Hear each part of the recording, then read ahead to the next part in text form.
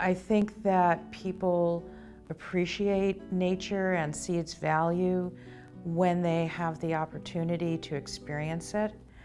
I have an understanding through my work of the threats that it's under, and I feel an obligation to try to speak out and do what I can to help things improve.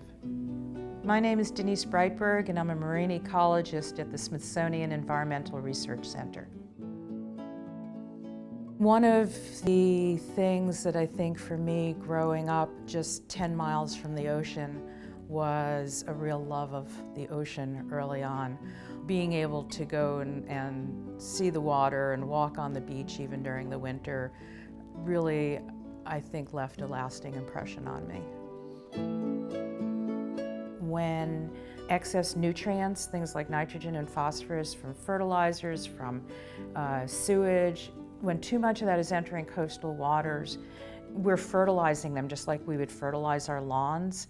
But as the plants that grow decay, that decay process uses up oxygen. And so we're creating large areas in coastal waters that are really uninhabitable for many, many of the organisms that really belong there.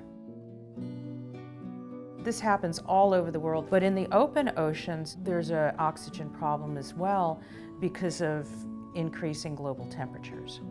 Air warms up, and as the water warms up, water just can't hold as much oxygen. And then at the same time, animals actually need more oxygen when temperatures are higher. This really is a global problem. So I think as a researcher, the most important thing that I can do is to try to uncover information that will help us manage our oceans and coastal waters in a sustainable way. For an individual homeowner, that may have to do with anything as simple as not putting too much fertilizer on a lawn. For farmers, it's the amount of fertilizer in crops.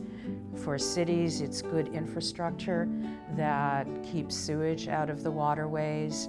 For example, in Chesapeake Bay, we're now doing a pretty good job of reducing the amount of nitrogen coming into the bay.